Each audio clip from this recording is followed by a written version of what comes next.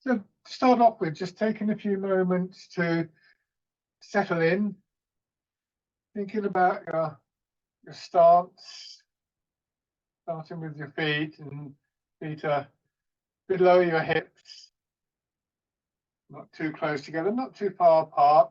You may need to sort of shuffle around a little bit. You have a little bit of leeway there. And then your weight just coming forwards a little bit. So it's a kind of pivoting from your ankles. If I exaggerate, it's this. Obviously, that's way too far. My calf muscles are now beginning to tighten up. Just a small movement. The ideal position being with your weight just behind the balls of your feet. And then really as you do that, allowing your hips just to drop back. So there's a softening in your knees. And you just settle in gently. The feeling I sometimes describe as though your pelvis were hanging from your spine like a bucket hangs from a well. But always remember, these images are never the complete story. So if you make use of a particular idea, a particular image, and then at a certain point it just doesn't seem to make any sense, or think, well, hold on, what about this? Then the image has, for the moment, served its purpose in that way. I need to step forward a bit other than bumping into the wall. It's a general feeling of a downward movement, a releasing of tightness and stiffness in your body, and beginning to turn in the center part of your body. As you do this, very quickly, I think we realize that our shoulders follow what's happening here. Our arms will follow our shoulders. You may also feel some slight changing in the feeling in your feet, almost as though your weight will about to move. You may even find your weight moving a little bit. Ideally, with this particular exercise, it doesn't, I think, but I don't think it's a vital point. And what you don't want to do is to sort of stand and think, I mustn't move my weight, I mustn't move my weight. I think for all of us, these principles, these ideas of posture and movement are things that we aspire to, things that we're cultivating. So we have this idea. It's like if you're going to sort of like grow a rose bush or something in your garden, you'll have a kind of, this is how I want it to look. But you don't just chuck the rose bush in the garden and then walk away from it. You've got to pretty much constantly keep an eye on it, maintain it, and so on and so forth. And it's the same with these postures, not in a kind of way, I've got to do this, I've got to do that, but that's why I think the word cultivation is a good one. It's an ongoing process, and one that continues to engage our attention. And so the attention that we pay to our posture, and it can be very, very precise in Tai Chi, is an ongoing anchor for our thoughts. And from moment to moment, almost just this sense that there is this, if you like, point of stillness inside that we can connect to, come back to every now and then. So it's very much a mind-body process, but physically we have to recognize that it can take time for the body to adapt. Somebody once said, a very famous teacher, a very good teacher, that Tai Chi was the martial art of change, and our bodies change all the time, and so our postures will change. I've seen film of great masters of this art. When they were younger, they did it in a certain way. As they got older, where they did it changed, and so on and so forth. So we're not fighting against that, we're moving with that.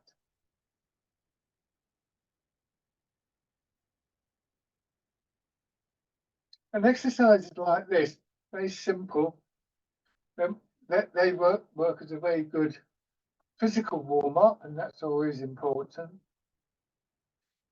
But the very act of coming into the postures, of moving in this way, as I said, does anchor our attention. And so they're a way of just establishing the qualities of attention that we want to try and maintain through the rest of the exercises, which is always a challenging process, I think. Arms should feel quite heavy. And essentially what they're doing at the moment is just flopping around the body. We're not trying to move them. We're not trying to stop them moving. Might even want to bring in one of the very common images that we use in Tai Chi, which is as though we're moving through water. And that idea of sort of trying to persuade our bodies in the sense that the air around us is slightly thicker will cause our body to just subtly change how it moves. And in particular, I think it encourages a way of moving that isn't stiff. We kind of, most of us will realize quite intuitively that if we're in water and we're very stiff and tight, it's actually much harder work.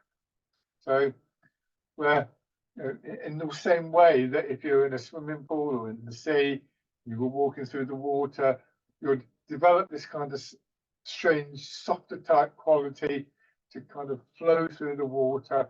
So we try and flow through the air as well. So once we've begun to gather our attention, then our intention can be more effective.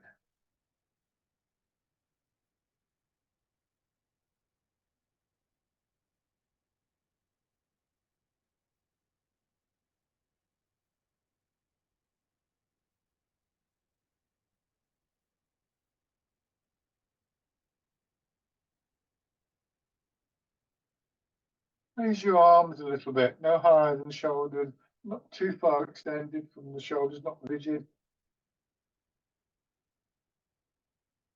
And when you do this, just sort of bring your attention briefly to your hips. Make sure you haven't pushed up against gravity.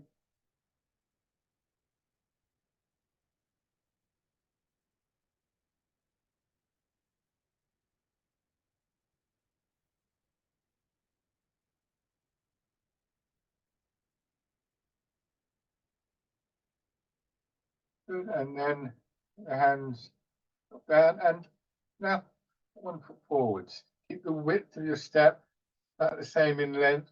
And this time, moving your weight from foot to foot. And feeling the connection between the movement of your weight and the turning in your center.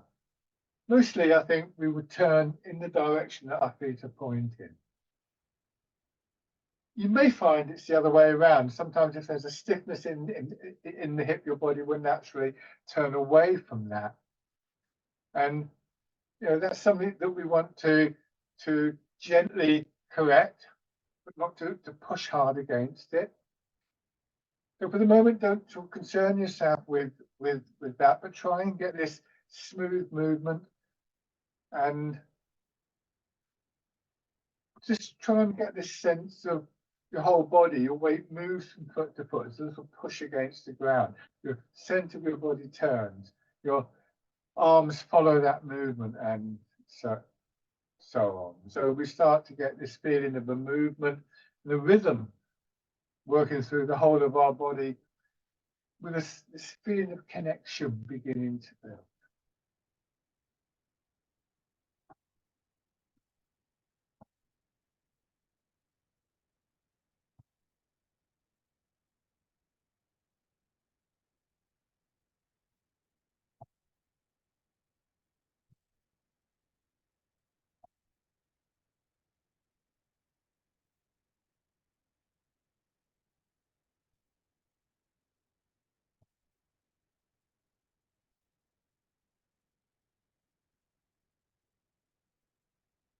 Good, and then try that with your other foot forwards.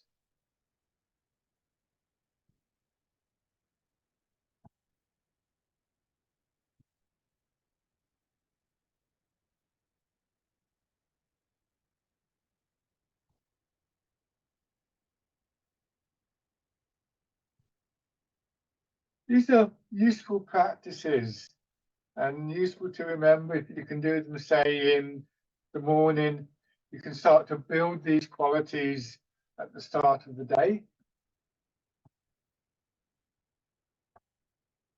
And then just shake out. Coming back to the parallel stance, coming back to this little movement again. I'm going to exaggerate so that you can see. If I come a bit closer, so you can see what I'm doing. Just rocking forwards and backwards.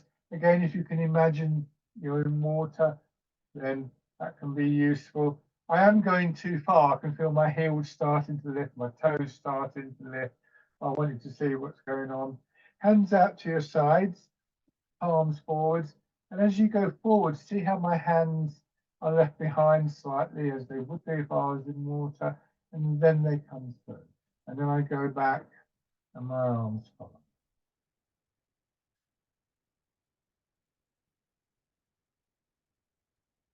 So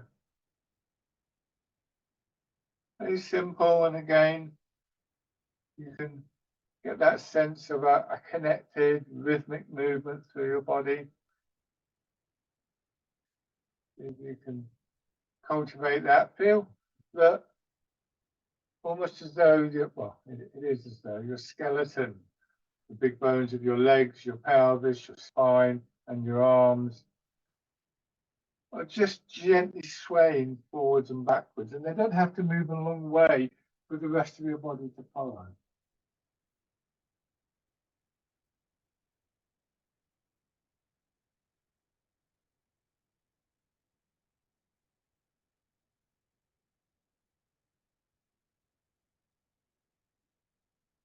Try and just notice what's happening within your body.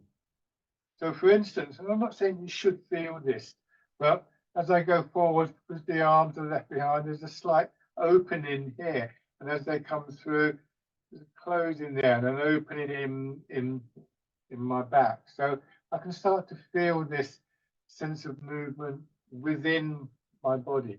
You may feel it somewhere else at the start. It's just in a way practicing the things that we want to try and build in to the exercises.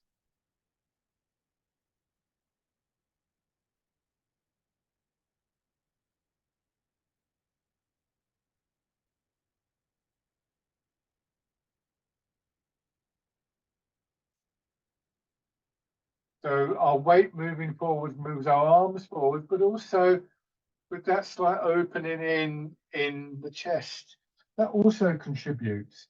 Again, I'm going to exaggerate.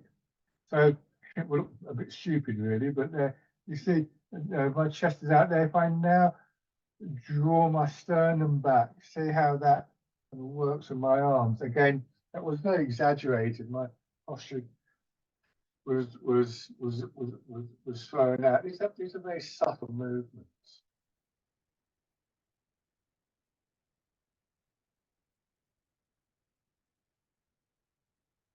So we develop an idea of where that, if you like to think of the center of balance, a point of equilibrium, that point in your feet where your weight drops down into your feet. And so, okay, with a little bit of exaggeration, what I want you to do is bring your weight forwards to that point, and instead of going a bit further forwards or maybe going back at that point, let your hips drop down there, easy on your knees, bring your hands around as though you're just cradling the ball, and push up and press down. So we've changed from a horizontal movement to a vertical movement. In this exercise, the main focus to begin with is just allowing your weight, your center of gravity, to drop. And so the exercise is called rooting down. We establish the root, the foundation for the movement. And remember what I said about that sense of your attention being anchored. It's almost as though you could follow the movement down, maybe even into the ground. These are, as always, mind-body processes.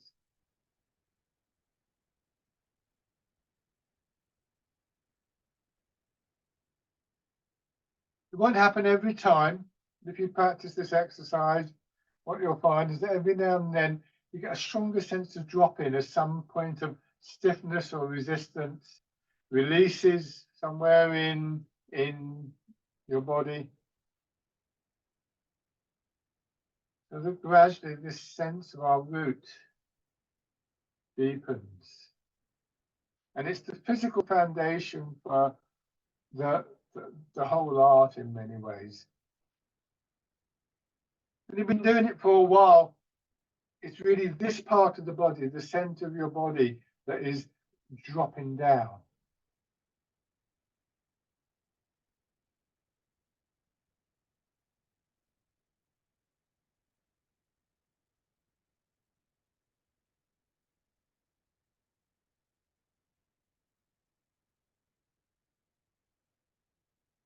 So this time, when you sink down, turn your hands out just a bit to sort of rotate your arms, so now your hands come out to your sides.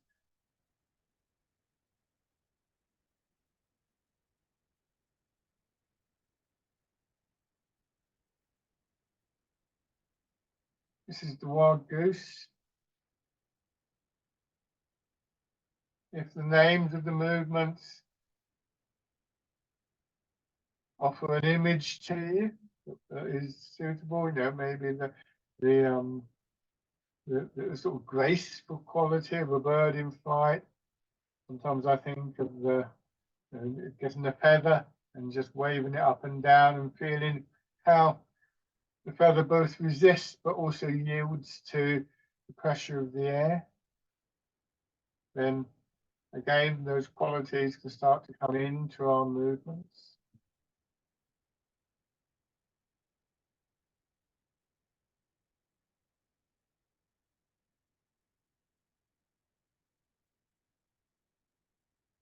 A steady rhythm, your body expanding, contracting.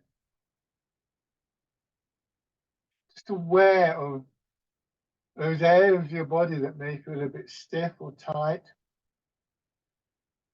And very gently there, try not to push hard against them, but rather get the sense of the movement flowing around them.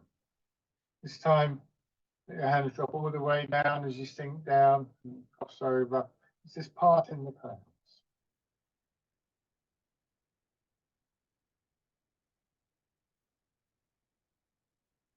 Try not to think of this as a stretch, more sort of expansive, opening quality.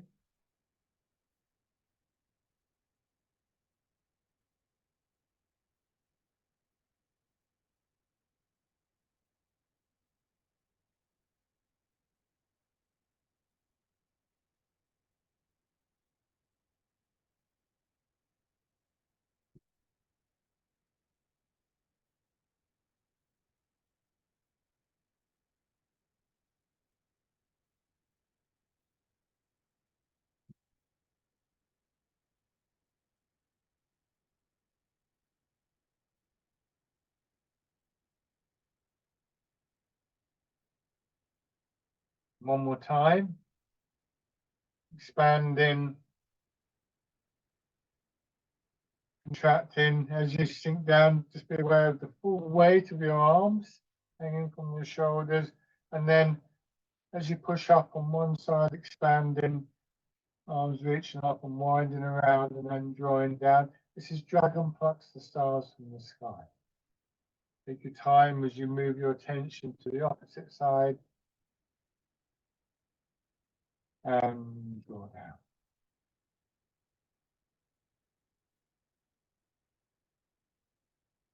One of the images I sometimes have for this movement is that I'm standing on a big elastic band. And as I push up, I'm using that push up to just expand the elastic band. And then as I go down, just slowly letting the band contract. I find that helps to get, again, that sense of my whole body moving. When we have the idea that we're going to meet resistance, maybe go to pick up a bag that you expect it to be heavy, or a door that sticks, we prepare. Our intention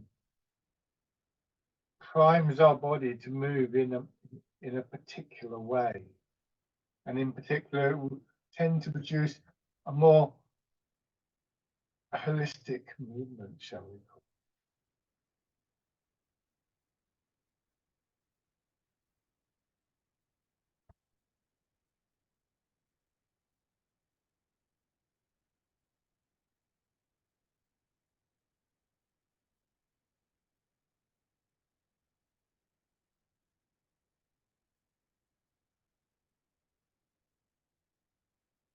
One more time. The next couple of movements, we don't go up and down, but you still want to retain this sense of sitting, as we sometimes call it, hips hanging back slightly. So there's still this feeling of a downward movement through our body that allows for this freedom of movement in our hips. Bring your hands to your sides and then around in front. Push up a little bit, just above your head, if that's comfortable, and down. It's the first and the last part of this set. So this time let your elbows drop and push out to the sides. Again, feeling that you could have moved a little bit further. And in both cases, your hands are a little bit in front of your body.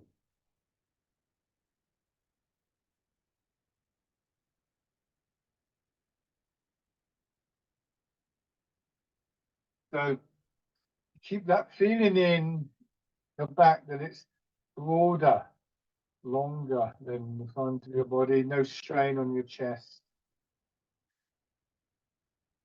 And perhaps a sense of movement through your back, lengthening and broadening alternately.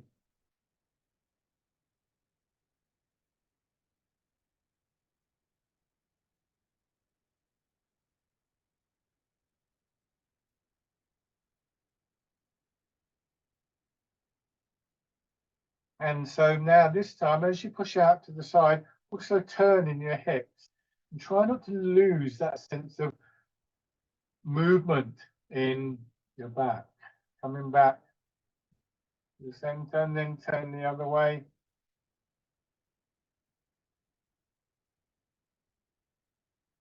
Try that a few times. We turn from the center of the body. That becomes an increasingly important point of focus. And what you may notice is that if you're turning more in your shoulders, if you're just twisting your shoulders around or something, you'll find that you start to lose that quality of movement in your back. So that can be a useful indicator, and you don't just want to correct things by bringing your attention to the center. Now this time, going back to the upward movement, putting those four movements together, pushing up and slowly down. And then turning and pushing out and back. It's called pushing for directions.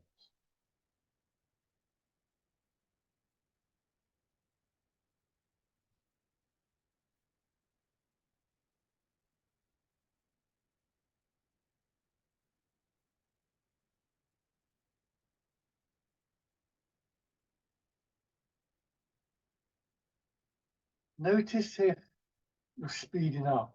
It's very common. And quite often, the stage that we speed up on is this one, the one that brings us back to the center, almost as though it's not as important as the push out. And gently correct don't do it harshly. Just have an intention not to do that.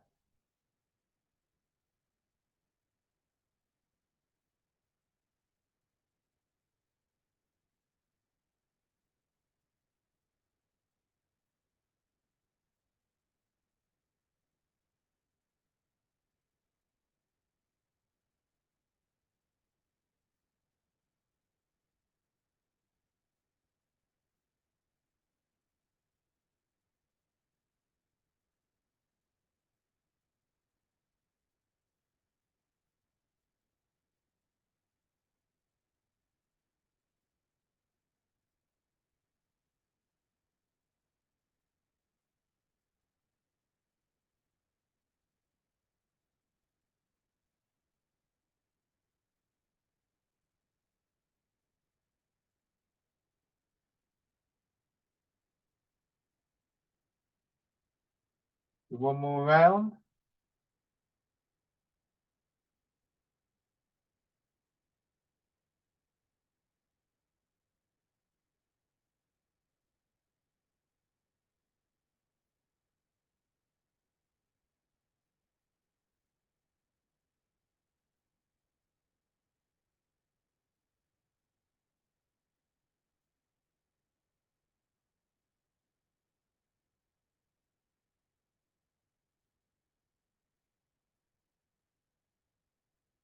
And then bring your hands in, drop down again, aware of the weight of your arms, and with the next feeling of expansion, using that to push your arm out to the side, fingers drawn back gently until your hand gets in line with your nose, straight down the center line of your body.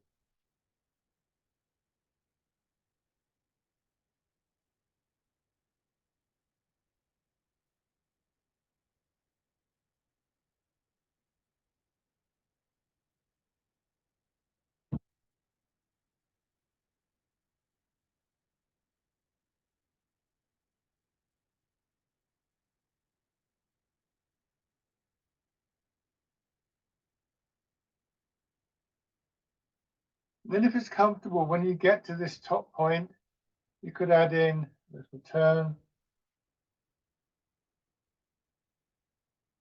So again, the turn is from the center of your body, described as the hub of the movement.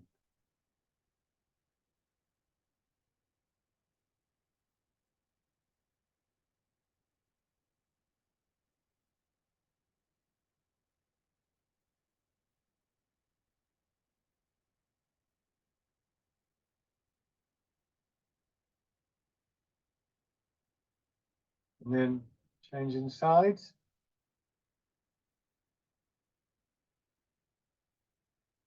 Noticing any difference between one side and another, which is quite normal in my experience.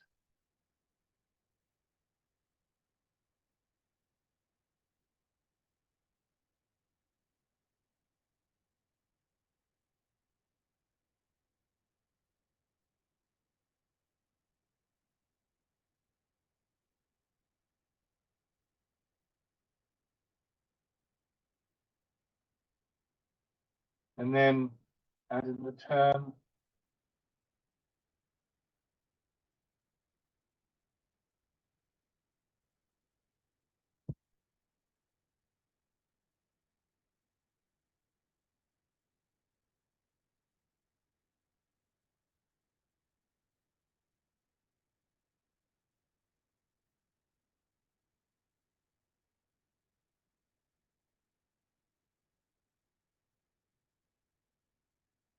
Now, go back to this exercise of just sinking down and up. We've been using the center of our body in a horizontal turning. Be very careful of your knees and your back, because this time, as you sink down, you tilt the pelvis forward. So you're doing a vertical circle, and then let your hips drop back. And this helps to draw your shoulders and your head up. And then push up and forwards and back. So be careful of your back. Trying to do this big enough that you can see what I'm doing, but it doesn't have to be this big a movement. I'm going to use this in the next two exercises. First is called rowing a boat in the middle of the lake. And what we want to do is our arms follow the movement. Actually, it could feel more like diving into the lake.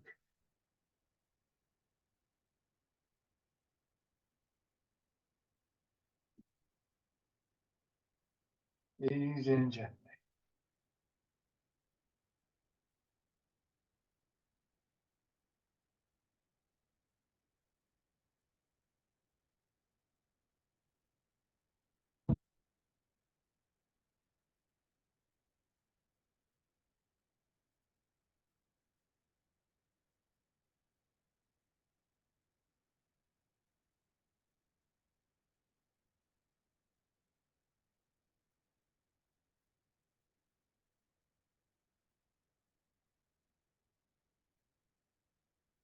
One more time.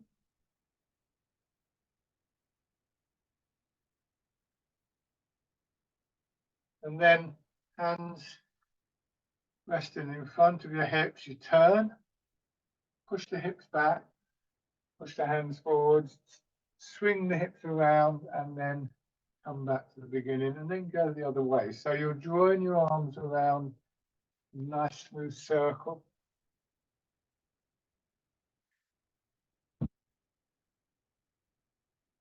It's called polishing the table. If that image doesn't appeal to you, just imagine you've got a big ball here, and you're going to just roll the ball around. Again, very careful with your knees and your back. It isn't always the case in Tai Chi that we place a higher value on bigger movements. In fact, quite often the reverse.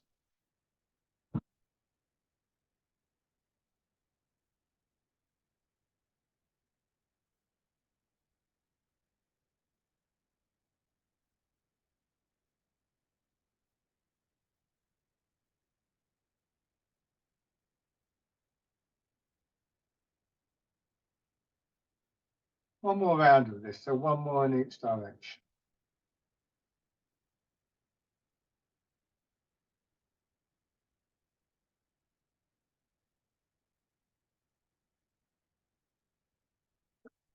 Now just come back and stand.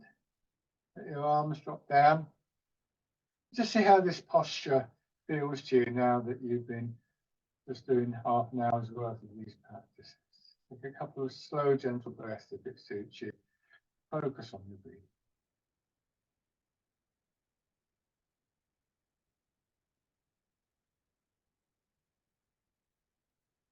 And then just shake out. Get a drink.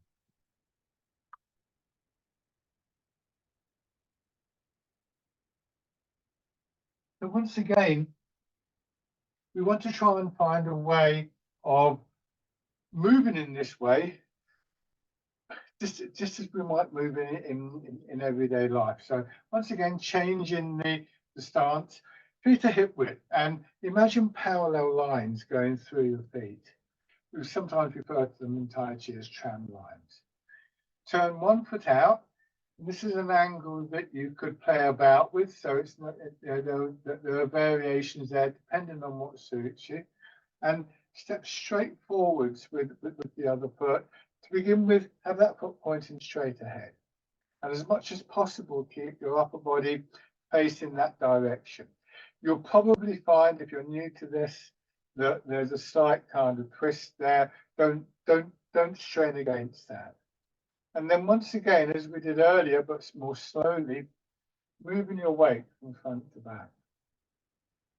Be careful not to overextend your knee.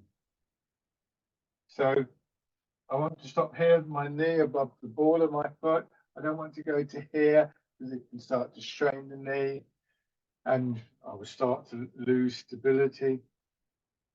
And as much as possible, we're trying to move maintaining this upright stance. What you may feel is there's a habit of leaning. This is a habit that comes from everyday movement and it's quite a useful habit. So it's not one that I would suggest that we don't want. It's just it's not appropriate for the moment. If I get this pole, I showed you earlier, and if I stand like this, and if the pole represents shall we say, the center line of my body, what I want to do is to stay in line with that pole, not do this at the moment.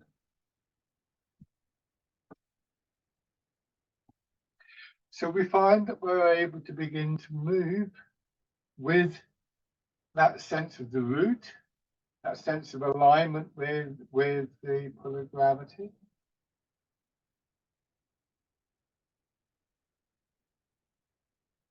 And so we're able to maintain the qualities, both internal and external, of the posture. And again, can you get a sense of movement within your body? The flow, the momentum, the energy, however you care to see it, however you care to put a label on it. At the moment, you'll be getting probably no more than 60% of your weight in that front foot. When you go back, you may get as much as 70. And we're going to slowly increase that. When you go into your back foot, let your hips settle down, raise your front toes a little bit, more of the weight goes back. Now you can have this front foot very slightly turned out, not too far, but that helps to open your hip. And you go forwards, you push the back knee forwards, the heel comes up, and a bit more weight goes down through your leg. Try not to tighten up in your knees or your hips or your ankles. Rather have this idea perhaps of your legs, also your legs were hollow like a drain pipe. Yeah, allowing the weight to flow down. And also allowing the movement that comes out of that. You sink down, you feel the push up. So we want that movement to be as unrestricted as possible.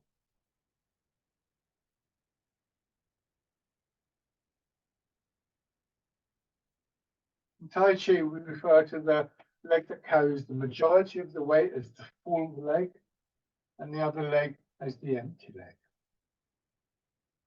So now go forward, settle down, and see if you can just bring your back foot, your empty foot in, push out. Be careful about where you put the foot, go back, raise the toes, bring the front foot in. Try not to think of balancing. Balancing would involve a lot of sort of wobbling around. Oh, maybe. What we're looking for is to root down, to align our body. And when we can begin to do that, we find that we're more stable.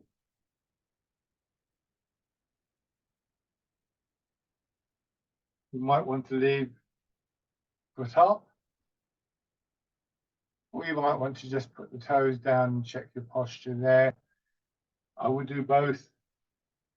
Nice when I can do this with the foot up in the air, but I don't manage it every time. And if I feel as though I'm about to wobble around, the toes will go down. It's not a set thing.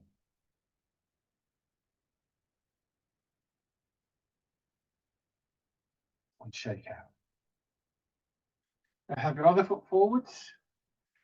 Think about the width of your step. So you could start with the parallel stance, imagining the lines going through. Turn the right foot out this time, step forwards, front toes pointing straight ahead, as much as possible, your body facing forwards, and transfer your weight.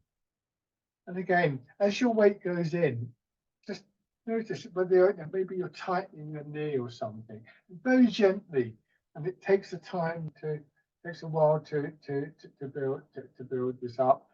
Learning to release the knee, but also recognizing that when we do that, we're asking more of the muscles of the legs.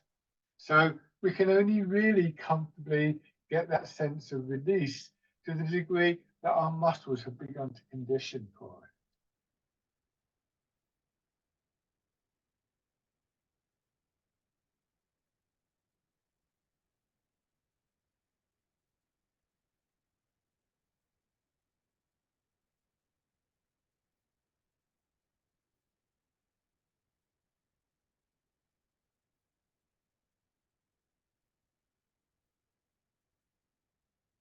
And then beginning to raise your toes and your heel.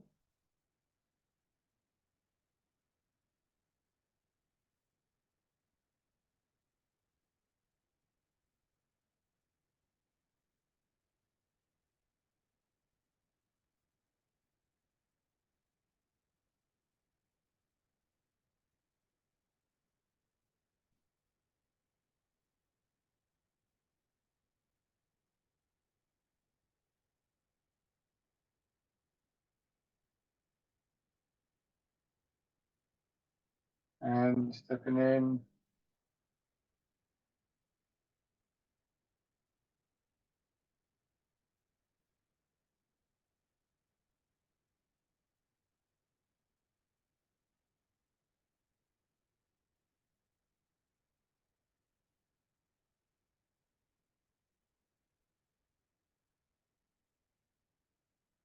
And then taking a few steps forwards or backwards, depending on where you got the space.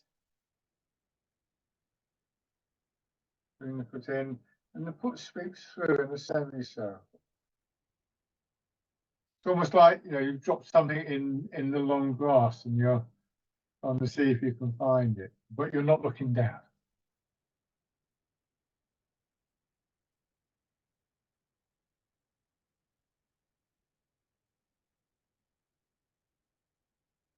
And then going back. Just experiencing walking for its own sake.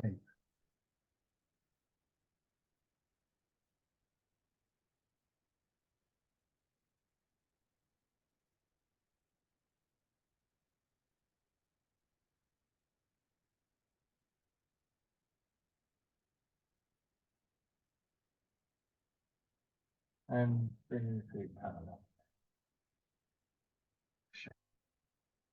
So again, we're going to build on those basic movements, but not with the intention of forgetting about them. I think one of the great things about Tai Chi is that it brings our attention to everyday movements that maybe we have a tendency to overlook. That has a real benefit, obviously, for our posture and the way we make movements in our everyday life. It also means that we have the means to get that sense of stillness and calmness in our minds by practicing bringing our attention into our body, just noticing things just for a brief moment, maybe while you're standing waiting for the bus or something like that. And now, have your right foot forward. So again, you could start from here, turn the left foot out, step forwards, start with your weight back. This is an exercise that's similar in a way to that first exercise we did when we were swaying forwards and backwards. But you're not swaying now, you move the weight forwards and palms are facing back, and again your arms follow on. Go back, your arms follow on. This is a movement called fisherman castanet.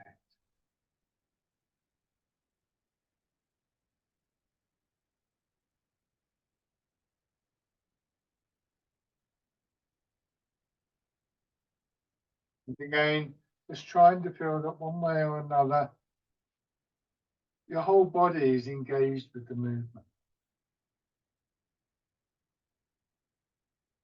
There was always going to be a temptation to sort of lean out, but remember, we're always looking to maintain the root.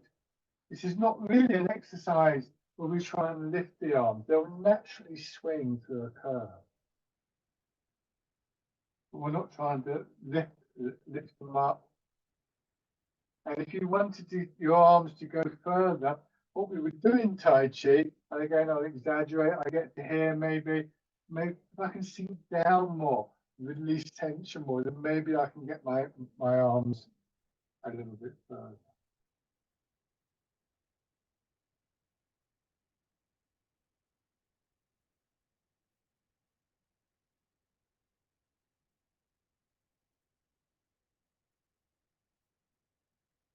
One more time. Now, sit back, bring your hands in front of your hips. This is pushing wave.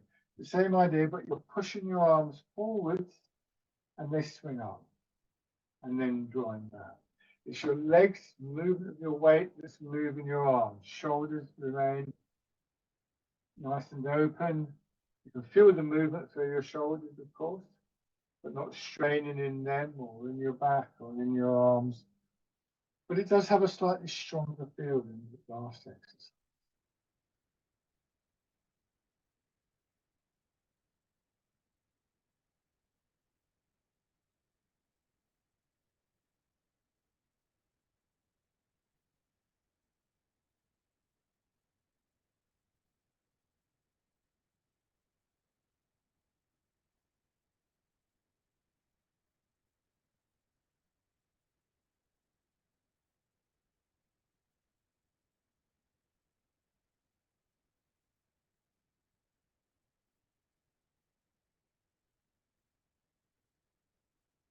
Once more.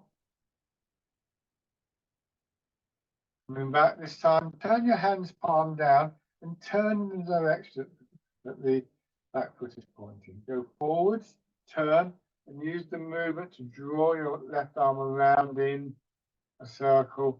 Go back and turn, and this time it's the right arm that goes out in front. Hands stay at about the same level. Again, earlier I talked about, maybe rolling the ball around, similar kind of feel, but this exercise is called stirring the beans. Again, we feel the combination of weight transfer, the turn in the center, those changes to our back and our arms,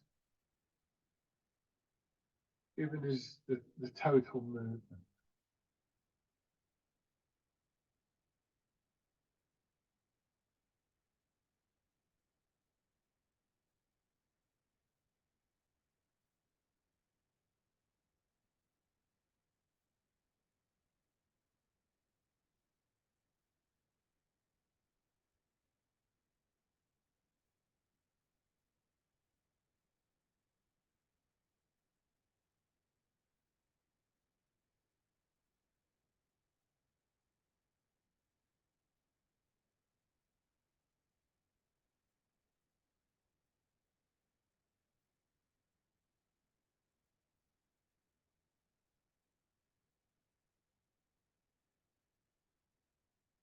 And your arms are moved by your legs. One more round.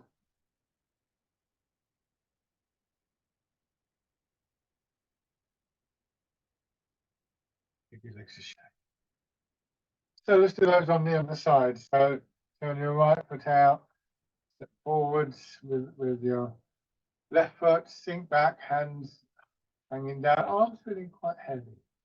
And then fisherman cast them down.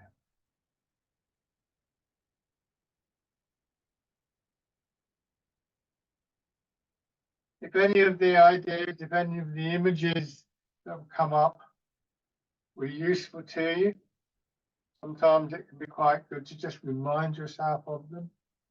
That feeling of your skeleton moving gently, moving through water, perhaps.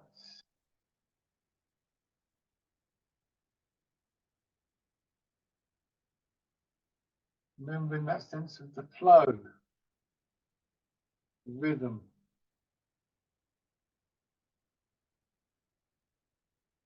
Sometimes we find that when we remind ourselves of these things, our body responds.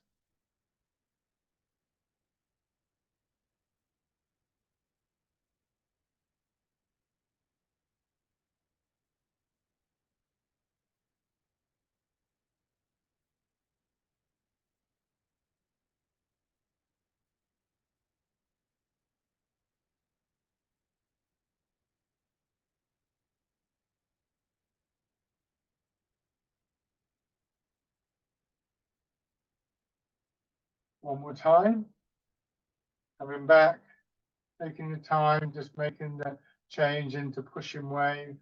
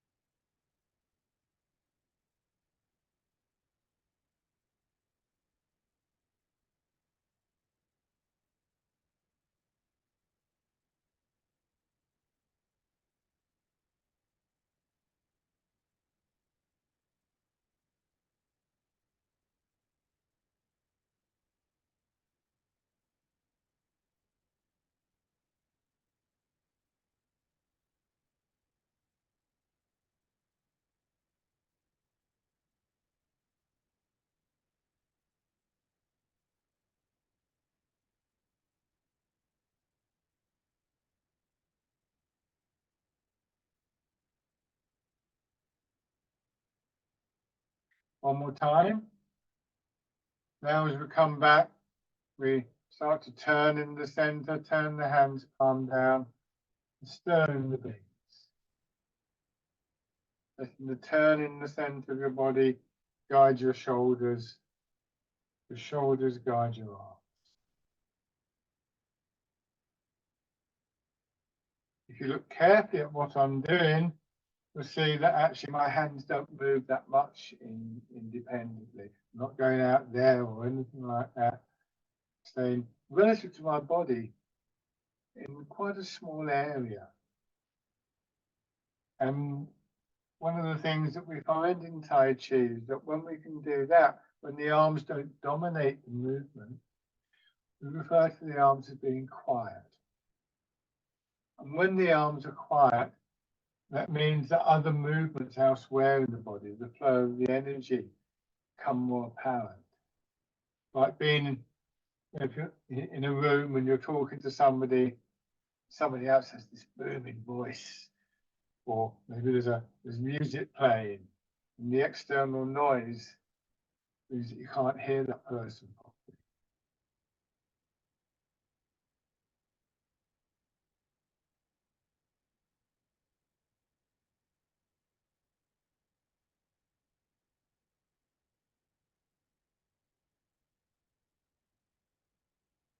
One more round. We're going to change. We're going to change to a vertical movement.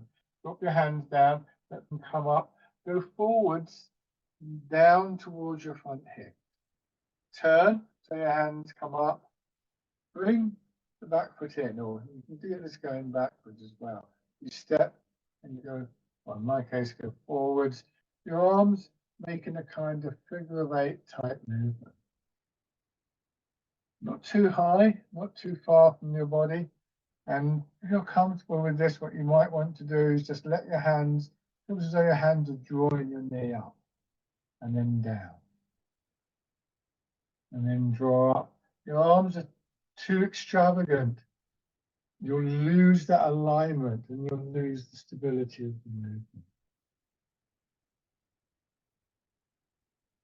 I'm going to have to change direction. I'm going to bump into the camera.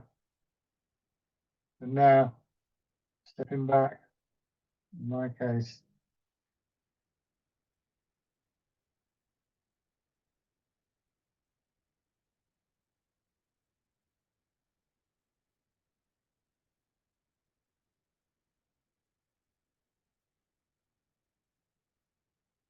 you don't have to do the standing on one leg thing. Here, for instance, if I do stand on one leg, if my arms get too far from my body, they kind of draw me out. And try that one more time, just backwards and forwards, or forwards and backwards, whichever suits you. Getting the sense again of your whole body as one unit. Not losing the connection from your feet to your fingers.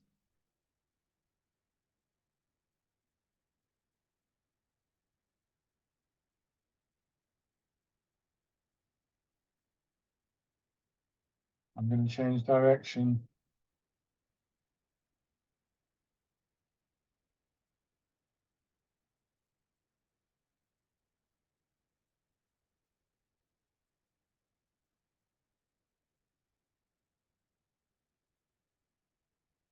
And then just bring your feet out. Okay, give your legs a shake. Now just rubbing your hands together. And tapping over your face.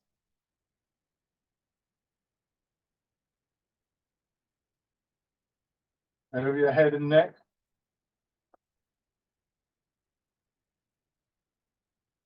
Down to one shoulder and your arm.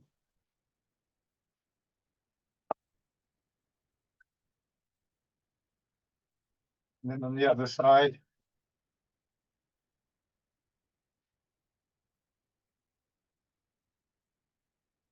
Around your back, just lightly on your back. So this can help to, again, it's a good way of setting your attention into your body. But at the end of a class like this, it can also help to Just take some of the ache out of the muscles going around your hips. Then your legs.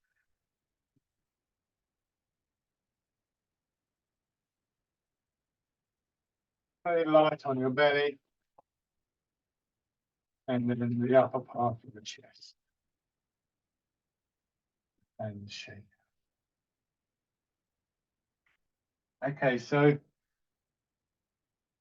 nobody, I think, really expects to maintain all of these qualities of mind and body all the time, but we learn in Tai Chi how to return to them. The last exercise is very good at that, I think. It's called Embrace Tiger, Return to the Mountain. So back to the parallel stance, sinking down, and then just pushing up a little.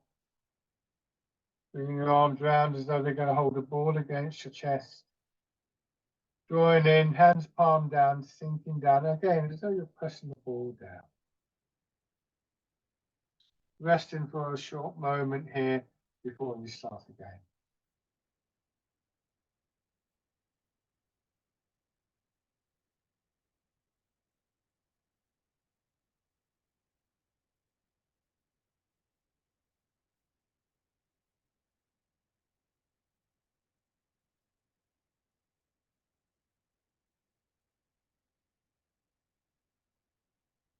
One more time.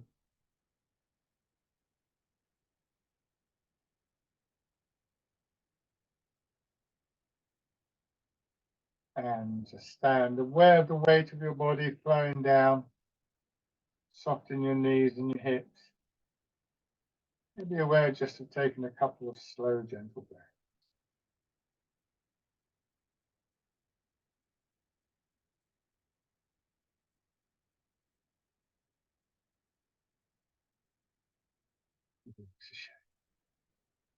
Thank you very much, everybody.